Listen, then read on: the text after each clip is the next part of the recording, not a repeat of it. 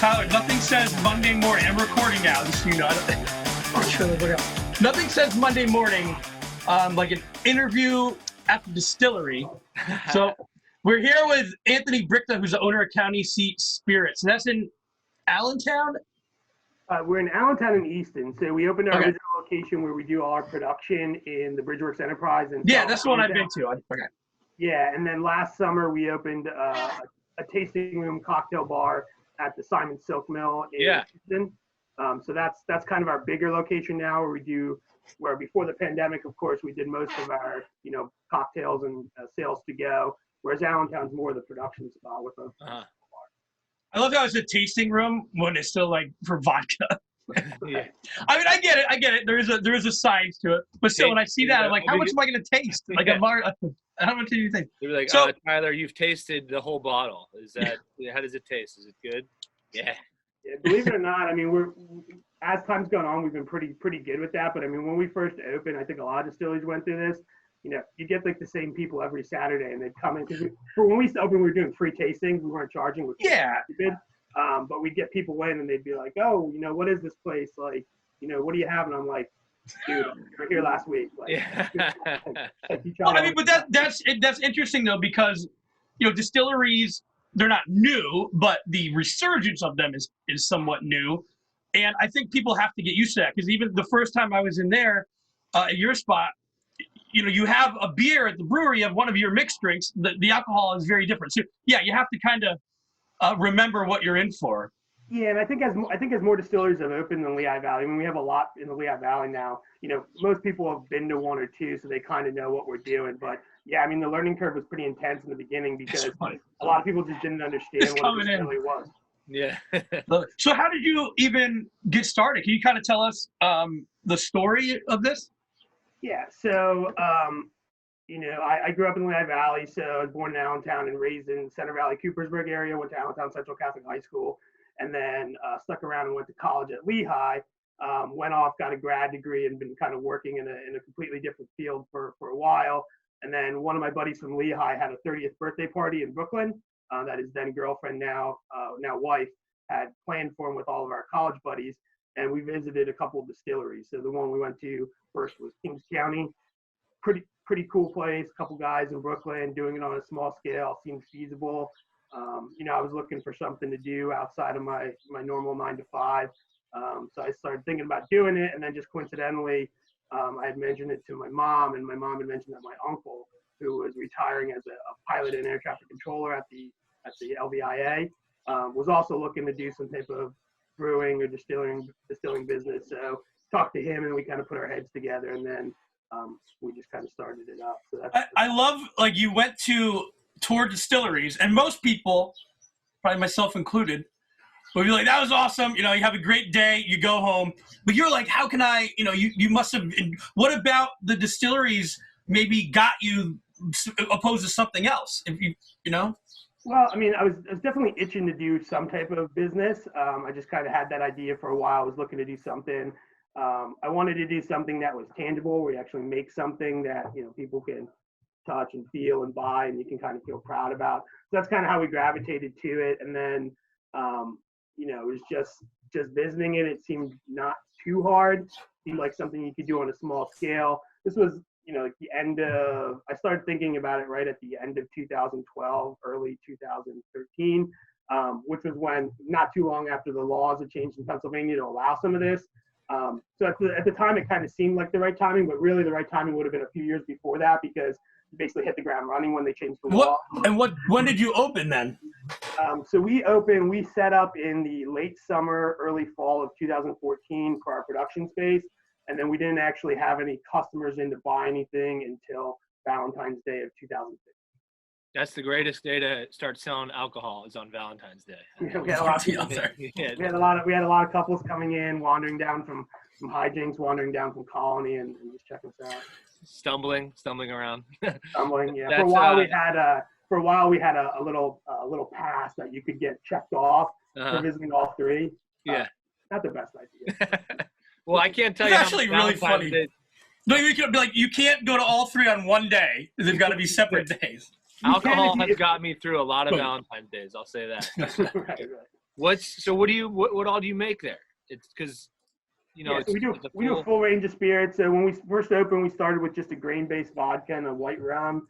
And then, like most people, we started laying down some whiskey to age, which takes a while to kind of come out. So at this point, we do a full range of spirits. So we do 2 vodkas. We do a rye-based vodka and a sugarcane-based gluten-free vodka. We do a white rum. We do a couple aged versions of the rum. We do a citrus-forward gin. And then we do some bourbons and rye, although we're currently sold out of those just because we are not a big shop. So we've kind of run out of some of our aged spirits, in part because we opened the second location last year. And then we started doing some malt whiskeys a couple years ago. So the original concept for the malt whiskeys was to use some beer from Hijinks and distill it into a malt. So it's pretty simple to turn a beer into a whiskey. I mean, essentially all whiskey is distilled beer. So any distiller that's making a bourbon, a rye, whatever it is already making what we call a distiller's beer, and then just distilling the alcohol out of it. So you can definitely start with any type of anything that already has alcohol in it. So you could take any local wine, you can take any local beer, distill the alcohol out of it, and you'll get a whiskey or brandy depending on what you're doing. I love too, like we're looking at Sand Island rum. The names are great also. Yeah, since I'm from the Lehigh Valley and my uncle spent a career working here, we tried to come up with local names. So we did Hidden Copper Bourbon for the Liberty Bell Story in Allentown. We did Sand Island Rum for Bethlehem, of course. We did Lockkeeper Gin for the Canal Museum in Easton. So we tried to. I noticed you don't have a Martin Tower gin. We don't. No. That would be the anniversary's coming up. We should have a toast to that. Martin Tower would be a bourbon, I would think. Like I feel like a lot of bourbon was drank in Martin Tower. In the higher, like the corner office bourbon. Maybe too much bourbon, which is probably why it could be. So we don't want to get in the nitty gritty of business, but how has it been? We're looking at you have to-go options. What can people still get from you now? And I'll go back to the website. Yeah, so like a lot of local businesses, we've had to pivot pretty hard. So we were primarily a manufacturing place in Allentown, and then our Easton location was mostly a tasting and cocktail bar. Of course, just like any restaurant or bar, that was completely shut down about a month and a half ago or so. Whenever the governor directed that to happen, so we went pretty quickly from having plenty of bartenders and plenty of seats to not being able to fill them with people. So what we kind of shifted to was a delivery service and a pickup option. So we don't do food. We're not a restaurant. I know some breweries, some distilleries will have a full restaurant. We don't. We would have like meat and cheese plates, light snacks. So we don't do food to go, other than some chips and salsa that we get from Easton Salsa. But it's mostly bottles to go. And then we just rolled out in the last couple of days bottled cocktails to go. So you can just buy like a 750 milliliter bottle of pre-made cocktail. The last thing that I want when I'm drinking a lot of vodka is to eat anything. Right, no. You want to start with an empty stomach and just let that roll. Well, I heard that the best drink to drink if you are trying to cut calories is a vodka club. That's what I heard. Yeah, so generally. Would you have ordered that? Like if you were on a diet, but you went to a restaurant, would you order a vodka club? Any distilled spirit is going to have pretty low calories. It's basically going to be carb free, and then it's going to have pretty low calories depending on how much alcohol it's in it. Yeah. It was actually funny. We always laugh about some of the products that have made it in kind of like the grand scheme of like the nation. But I don't know if you remember that Skinny Girl vodka. Yeah. They basically advertised it as it had half the calories or what the actual marketing was. Well, they just cut it with water. So they basically just took like an 80 proof vodka, pooped it down to like 60 proof, and said, "Hey, it's got a and then they made millions of dollars, billions and billions of dollars." So. So I'm interested in the whole distilling process. I never would want to do it, but I'm interested in it. It's like kind of like flying a plane. I'm interested how you fly a plane. Don't ever put me in the pilot seat. But I think what I've realized, I'm more interested in the tasting of do you get to taste your own product? Is that something you look forward to? We do. I think there is a bit of a misconception that I'm sure every distiller is just swirling a glass at all times. It's a lot more cleaning tanks than it is drinking. But no, we test every batch. We'll compare it to previous batches to make sure it's consistent. We'll taste it to make sure it's good. We'll taste it right before we bottle, and then we'll usually spot check. I'll taste it for breakfast. Taste it for breakfast. Yeah. Well, Are you? How big is the? I mean, you're still small. I mean, you just started in 2015. How far are you distributing, or is that not part of your plan? Are you just going local? So we're mostly local. So the PLCB has a pretty good program for small distillers where you can basically start with like 10 or 12 stores. So we have a couple stores in Lehigh Valley. We have a couple stores in Philly, and we have a couple stores. We have one store in Chester County, and then a couple stores sporadically, in this part of the state. But yeah, so we do limited distribution through the PLCB. Obviously, none of that's really going on right now since they're just doing the phone orders, and I don't think people are really phoning in a lot of orders for craft spirits. But yeah, most of what we're doing is just locally. I've been like national news coverage about how people are drinking more right now. People are buying more alcohol. Obviously, during a quarantine, it's unprecedented. Nobody really knows how to handle it.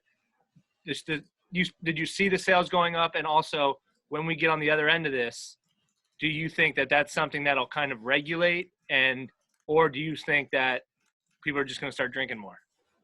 Well, I think once we get on the other end of it, I mean, I think you'll probably have more people working from home, which makes every day sort of like a weekend. I think that's it's actually horrible because like a lot more people drinking. You have to have self-discipline, which I don't have a lot of. And when you're at home, because you're right, I could go downstairs and get a vodka at any time.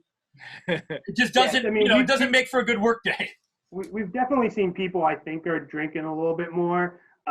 It's a shift in how they're drinking. So, people that used to go to a restaurant twice a week and get cocktails and food, they're ordering takeout. So we see the same people, if they're ordering takeout from a restaurant, they're going to buy a bottle from us or one of the other local distillers and, make their own cocktails. So. Yeah.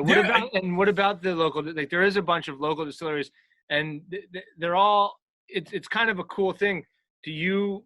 Is there like a kind of a common bond that you guys all share? Do you communicate with one another, kind of share like stories and recipes and stuff? Yeah, for sure. So, I mean, we have statewide, we have a PA Distillers Guild, which is really good. So usually once a year, we'll go down to Harrisburg and just kind of lobby, which at this point, we're not really necessarily asking for anything. We're just kind of letting people know that we exist, that we generate jobs, that we pay taxes, all that stuff. So we see a lot of local distillers in that. And then I'd say everybody in the Lehigh community is pretty friendly, pretty community focused. So, I mean, anybody who's starting a distillery is going to go visit all the other distilleries first. So we pretty much met everybody that's been involved in it. But yeah, I mean, we see everybody around and it's not really super competitive. Everybody's pretty cool. Yeah, cool. Yeah. Cool. That's nice. I mean, so we did pull up your website, but we want to make sure that people know how they can get in touch. And we'll put all that in the notes and everything too. But do you want to share how people can get in touch or what, if you have any specials going on? Yes. I mean, as I mentioned earlier, I mean, you can follow us on social media. So we do the Instagram for both locations. We do Facebook for both locations. We have a website that you can pre-order. So you're welcome to just walk in during any of our open hours in either of our locations and just pick up. We ask that you wear a mask. Our staff will have masks, but you can just walk in. You don't have to pre-order if you don't want to. But if you want that contactless approach, you can just pre-order and pick up at either location during our business hours. And then we also do delivery within 15 miles of our Easton location. We just do a $50 minimum and it's a flat $5 fee, and we'll drive it right to your house. We can card you through your glass door. You don't even have to, get within breathing distance. What a time to be alive. It's definitely interesting. I mean, the deliveries I've been doing I don't do most of the deliveries. We have some of our staff do it, but the deliveries, they really run the gauntlet. We have people who, they're just happy to get booze and they're sitting on their couch and they're not really overreacting or freaking out about the pandemic. We have people that are like waving their IDs, they don't want to get anywhere near you. Well, I mean, that's weird too. You don't. I mean, I know that you've been out. I haven't been out much. Tyler hasn't been out much. Besides to like ride his bike and stuff. So it is weird because you don't see what's going on other homes, or if there aren't homes next to you. So yeah, I guess it could be really interesting to see what everybody's doing out there. Yeah, I mean, I bike a little bit, so I go on the rail trail. Other than that, I'm pretty much going from home to the distillery and back. Yeah, you should deliver it on your bike. Like go old school. It's like two things. Well, we have to have this like placard with like the LCD information. It's magnetic. I don't know if it'll fit on my bike, but I guess in theory it's plausible. I might ride my bike after I drink some spirits. You say that you can get a DUI for doing that if you're over the limit. So please drink responsibly. For sure. Hey, Anthony, thank you so much. We'll make sure that we tag everything, and good luck. I'd like to let us visit know when again. The bourbons are back. When the bourbons are back, we're coming. All right, we'll let you know. All right, hey, we appreciate it. Stay safe, and hope to drink some of that good stuff soon. Take care. See you guys. Have a good one. Yeah.